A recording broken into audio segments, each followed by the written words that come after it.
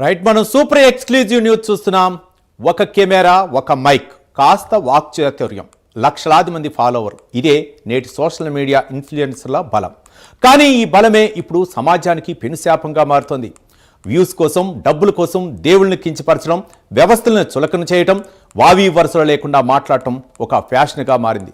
తాజాగా నా అన్వేషణ యూట్యూబర్ అన్వేష్ చేసిన వ్యాఖ్యలు ఈ విష సంస్కృతి ఎంతగా పాతుకుపోతుందో చెప్పడానికి ఒక ఉదాహరణ మాత్రమే. అయితే ఇది కేవలం అన్వేష్ ఒక్కడితో ఆగే కథ కాదు.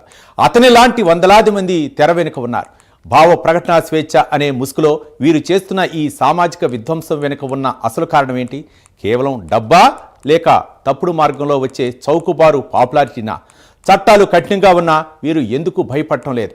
ఈ డిజిటల్ కాలుష్యాన్ని అరికట్టడంలో వీక్షకులుగా మన బాధ్యత ఎంత? ఇదే అంశానికి సంబంధించి మా డిప్యూటీ ఇన్పుట్ ఎడిటర్ వాసు మరిన్ని వివరాలు అందిస్తారు. వాసు.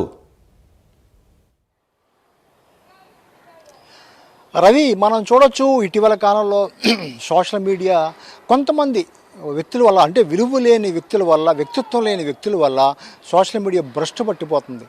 ఆ డిజిటల్ కాలుష్యం పెరిగిపోతుందని చెప్పొచ్చు. ఎందుకంటే సోషల్ మీడియా వల్ల ఎంతో మేలు జరుగుతుంది, ఒకవైపు కీడు జరుగుతుంది. ఎంత మేలు జరుగుతుందో అంతే స్థాయిలో కీడు జరుగుతుంది అనేది ఎంతో కాలంగా కూడా మొత్తం చర్చ జరుగుతుంది. కొంతమంది ఈ భావ స్వేచ్ఛ ప్రకటన మొత్తం దీన్ని అడ్డుపెట్టుకుని మేమేమైనా మాట్లాడచ్చు, ఏమైనా చేయొచ్చు, మాకు అడ్డు లేదు, భారతదేశంలో రాజ్యాంగం మాకు ఇచ్చింది, ఏమైనా స్వేచ్ఛగా మాట్లాడవచ్చు అని ఇష్టానుసారం వ్యవహరించడం వల్ల కొంతమంది కారణంగా ఇటీవల కాలంలో రోజుకొక వివాదం, పూటకొక ఘర్షణ అనే విధంగా మొదలైంది. సోషల్ మీడియాలో మీడియాని మించిపోయి సోషల్ మీడియాలో జరుగుతున్నటువంటి ఈ వివాదాస్పద వ్యాఖ్యలు మొత్తం కూడా చూసేందుకు కూడా అసహ్యకరంగా మారింది. ఇది ఎంతవరకు వచ్చిందంటే సమాజాన్ని భ్రష్టు పట్టించే వరకు, మన నమ్మకాలని, మన దేవుళ్ళని కూడా తప్పు పట్టే వరకు వచ్చింది.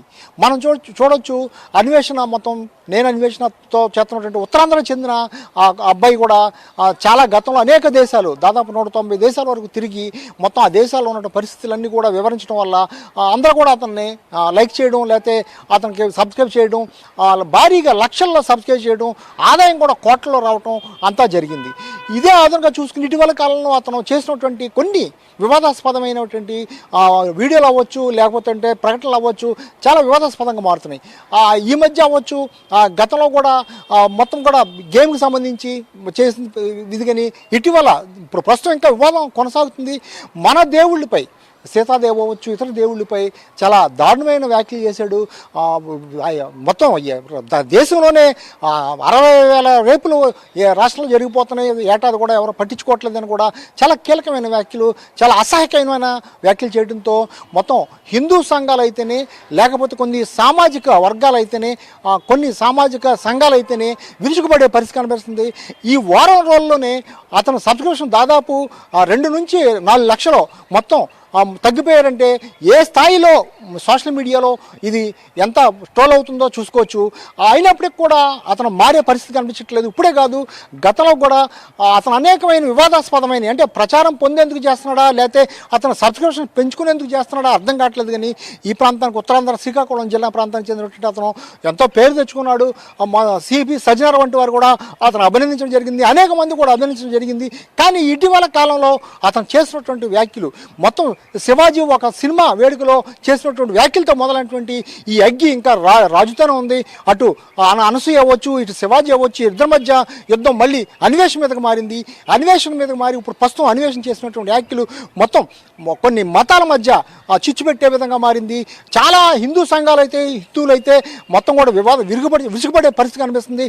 స్వయంగా విశాఖలో, గోపాలపట్నంలో అతనిపై కేసు కూడా నమోదు చేయడం జరిగింది. ఎఫ్ఐఆర్ కూడా నమోదు చేయడం జరిగింది. అతను తప్పనిసరిగా ఏ దేశంలో సరే అరెస్ట్ చేయాలని చెప్తున్నారు. ఒక అన్వేషణ కాదు, ఈ విధంగా ప్రతిరోజు మనం సోషల్ మీడియాలో చూస్తున్నాం. ఇటువంటి వాళ్ళు రోజు రోజుకు కూడా పుట్టుకొస్తున్నారు. మీరు అన్నట్టు ఒక మైకు, ఒక సెల్ ఉంటే చాలు, వాళ్ళు పెద్ద ఇన్ఫ్లుయెన్స్ క్యాండిడేట్గా వాళ్ళు సమాజాన్ని ప్రభావితం చేసే చాలా ఉన్నతులుగా ఫీల్ అయిపోతున్నారు.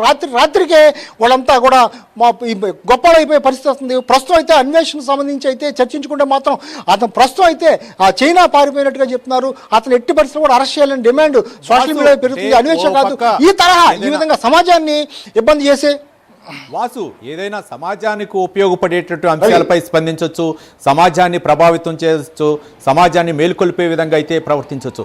కానీ అంతా అయిపోయిన తర్వాత మళ్ళీ చివరికి అపాలజీ చెప్పడం, నాది తప్పు అయితే క్షమించండి అనే విధంగా చెప్పడం, దీన్ని ఏ విధంగా చూడొచ్చు? జరగాల్సినంత డ్యామేజ్ చేయటం, ఒక సమాజంపై ఒక దుష్ప్రచారం చేయటం, ముఖ్యంగా హిందువులు పవిత్రంగా భావించేటటువంటి రామాయణం అవ్వచ్చు, లేకపోతే భారతం అవ్వచ్చు, అందులో ఉన్నటువంటి వ్యక్తులపై ఈ విధంగా విమర్శలు చేయటం ఏ విధంగా చూడొచ్చు? తర్వాత అపాలజీ చెప్పడం, అంటే సబ్స్క్రైబ్ తగ్గిపోతున్నటువంటి తరుణంలో మళ్ళీ రియాక్ట్ అయిపోయి నన్ను క్షమించండి అని ఇట్లాంటి అపాలజీలని అంటే మనం చాలా సార్లు చూసాం. ఇది ఏ విధంగా చూడొచ్చు అంటారు?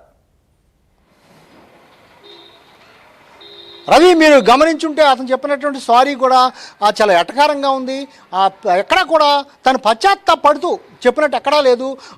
తాను దేవుణ్ణి నమ్ముతానని, తను హిందుడని, తను ఏమైనా తప్పు చేస్తే వినాయకుడి సమక్షంలో రక్తం కక్కి చనిపోతానని, మీరు నమ్మపోతే ఈ సంవత్సరం అంతా కూడా భ్రష్టు పట్టిపోతారని ఈ విధంగా శాపనార్థాలు పెడుతూ చేసినటువంటి దీన్ని సారీని కూడా ఎవరు కూడా తీసుకునే పరిస్థితి కనిపించట్లేదు.